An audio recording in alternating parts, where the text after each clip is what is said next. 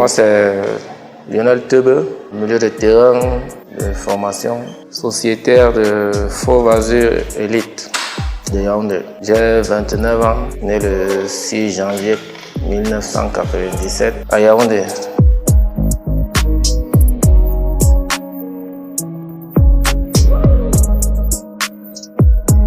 J'ai commencé à jouer très tôt, très jeune. 8 ans, 9 ans, j'intègre l'académie Lausanne Sport à Anguissa. Je passe toutes mes classes, minime, cadet, junior. On a joué presque toutes les compétitions à cette époque-là. Après, nous sommes allés en Ligue régionale, puis la DD régionale. C'est en DD régionale, après les barrages de 2012-2013, que je suis sollicité par Cosmos et Bafia qui venait d'accéder en première division aussi. J'ai fait 3 ans où nous jouons la Champions League la première année. En 2014. Et après Cosmos, je suis parti à Union de Douala. Après Union, j'ai eu la sollicitation de Faubourg Club de Baham. J'ai fait 3 saisons. Après les 3 saisons à Faubourg de Baham, j'ai eu une opportunité de sortir et tout ça. Je me suis retrouvé en Turquie, où j'ai passé des moments un peu difficiles parce que c'était l'année de la Covid-19. On a eu beaucoup de restrictions là-bas et on a été obligé de retourner au pays. Plus tard, à mon retour, j'ai intégré à PGS de Mfou, où j'ai passé une saison avec le président Zhang. Après une saison à PGS, j'ai été sollicité par Faubourg de Baham qui m'a rappelé où j'ai encore passé 3 saisons. Après Faubourg, les 3 saisons, je suis allé à la Dynamo de Douala où j'ai passé une saison. Et cette année, je suis avec Faux Vazur Elite à Yaoundé.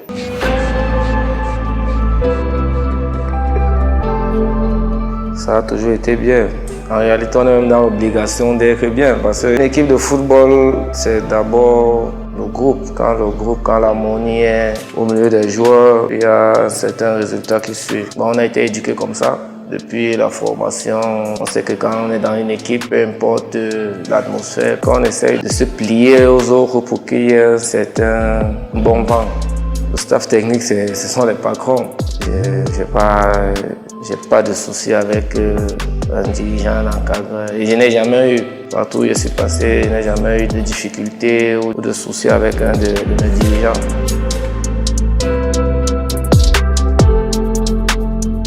Attaquant de Gazelle Dora, parce que je l'ai vu jouer défenseur une année. Et après, il y a de cela 2 ou 3 ans, on dit qu'il est attaquant. Et quand je le vois au poste d'attaquant, dans ses déplacements, dans sa façon de jouer, on dirait qu'il a été formé là. Il s'est très vite adapté. Il a développé de très bonnes qualités à ce poste. Bon, c'est le joueur qui, pour moi, m'impressionne. Vu son adaptation aussi facile.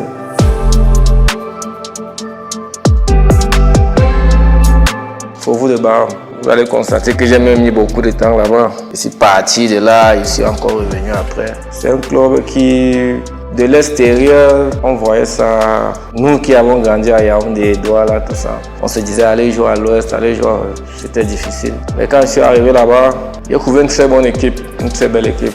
Dans la gestion, d'abord l'administration de l'équipe, elle était vraiment très bien organisée. Je parle du suivi du joueur parce que là-bas, quand tu arrivais, on se souciait du joueur, de ton logement, de ta santé, de tout ce qui a créé au football. Or, étant à l'extérieur, on ne pouvait pas imaginer qu'une équipe comme celle-là pouvait avoir un certain sérieux dans sa gestion. Oui, j'ai eu mes bons moments là-bas. J'ai gagné la Coupe du Cameroun avec Faubourg Club de Baham. On a joué une Champions League, on a joué une Coupe de la CAF. C'était des moments exceptionnels. Des déplacements à l'étranger, dans des clubs, dans des pays où on essaye d'aller voir comment ça se passe ailleurs et tout. C'était bien. C'est pourquoi j'ai eu beaucoup de très beaux moments là-bas. Médecin, ministre, footballeur professionnel, on veut être celui qui à la maison fait couler le mien. Mon plus beau souvenir, c'est la Coupe du Cameroun. Parce que quand je regarde l'organisation de cet événement, de ce match, il y a un certain prestige dedans, il y a des honneurs qu'on vous donne. Vous avez l'impression que la nation vous donne des honneurs. Parce qu'on avait un certain protocole durant cette préparation où tu te sens vraiment bien dans ton métier. Parce que là, vous êtes pris aux petits soins, que ce soit par le club, que ce soit par la fédération, que ce soit par le ministère qui met aussi les moyens et tout. C'était le plus beau moment de mon parcours footballistique au Cameroun.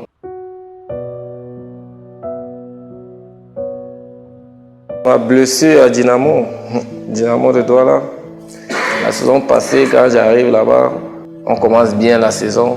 Tout était bien parce que sur le plan physique, sur le plan technique, j'étais bien, l'équipe était bien. Et à la 4e journée, je me suis foulé la cheville, ce qui m'a fait mal parce que avec cette blessure, on m'a dit que je devais faire 2 mois au quartier sans mettre la chaussure parce qu'on m'avait plaqué le pied et tout ça.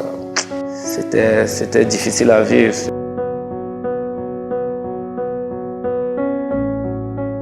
Le championnat actuel, pour moi, a beaucoup progressé sur le plan tactique et même technique. Tactiquement, on a beaucoup évolué. Ce qui nous manque dans ce championnat, c'est qui a existé avant et qui n'est plus, c'est l'aspect créatif. Parce qu'on a perdu un peu ça. On a perdu ce côté-là. Ce qui était lié à la technique. C'est vrai qu'aujourd'hui, on a toujours des joueurs techniques sur le terrain, mais ils ne sont plus créatifs comme par les années passées. On avait des joueurs qui faisaient des exploits dans les stades où tu te demandes mais comment il a pu faire ça. Aujourd'hui, c'est un peu beaucoup de mécanique, de monotomie et tout ça. Moi, je trouve que c'est ça qui nous manque, cette créativité-là qui a un peu disparu dans notre championnat.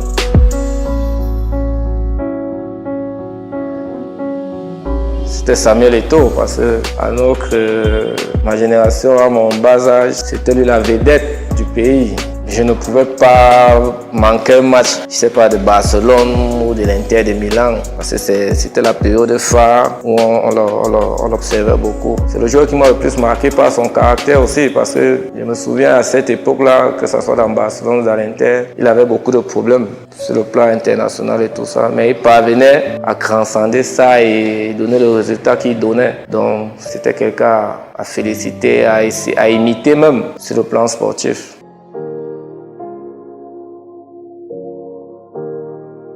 Il ne joue même plus. Ça a été Ronaldinho. Ronaldinho parce que pour moi c'était le mélange de tout ce qui peut exister dans le foot. Il avait la technique, il avait le physique, il avait l'imaginaire, la créativité là. Il pouvait tout faire dans un stade, tout faire. Il n'y avait pas un talent nécessaire dans le foot que lui n'avait pas. On va te dire tel joueur a tel talent, il sait peut-être frapper un ballon, l'autre sait faire. Ronaldinho pouvait faire tout ce que les génies entre guillemets pouvaient faire. Bon, pour moi c'était le sommet du football.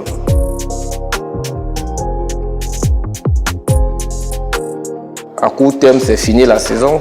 Voici, il nous reste peut-être 2 ou 3 mois de compétition.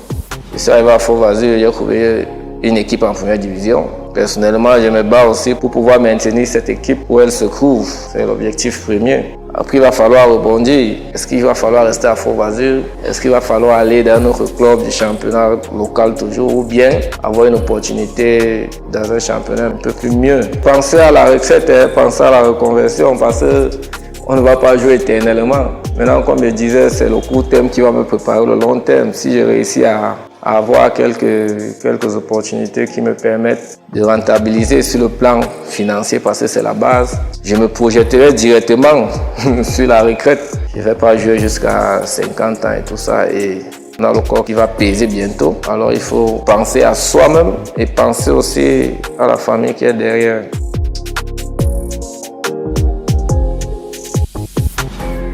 Vivre aisément du football est au pays, c'est une certaine préparation que nous n'a pas eu. Parce que quand j'essaye de faire le récapitulatif de toutes mes saisons passées au Cameroun, si j'avais pensé autrement, je pense que le peu que j'ai gagné au Cameroun m'aurait permis de vivre quand même. Ce qui nous met souvent dans les difficultés, c'est que plus on est jeune, plus on rêve grand. Et du coup, le peu qu'on gagne pendant le petit parcours qu'on fait, parce que moi j'appelle ça un parcours de préparation pour sortir, tout ce qu'on joue là, c'est pour pouvoir aller où c'est mieux.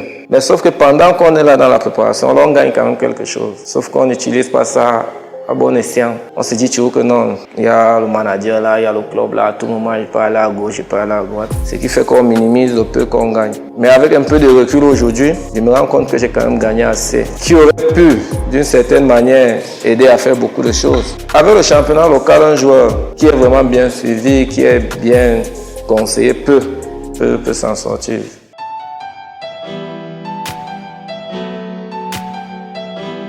Le premier message pour moi, c'est d'éviter la distraction. Parce que c'est ça qui est le véritable poison dans notre championnat. J'ai eu beaucoup de bonnes périodes dans ce championnat. Et après, il y a eu la distraction. Parce que du moment où tu commences à osciller, tu commences à mettre aussi tes chances en difficulté. Pour moi, c'est le conseil le plus important. Parce que beaucoup de jeunes, dès qu'on l'a appelé Lionel Messi dans un stade ou bien on l'a appelé dans une sélection, il oublie qu'il a fait les efforts pour arriver là. Du coup, il pense que c'était bon. Et c'est là où entre la distraction. Or, c'est le moment de rester concentré. Parce que c'est dans cette concentration-là qu'il va gagner. Bon, c'est le plus gros problème. Parce que si ce n'est que l'entraînement, les coachs, on a assez de formateurs au Cameroun, on a assez de bons coachs. Un enfant qui veut jouer, il va s'entraîner, il va maîtriser beaucoup de choses. Le seul problème pour moi, c'est la discipline. Dès que tu es distrait, tu perds beaucoup.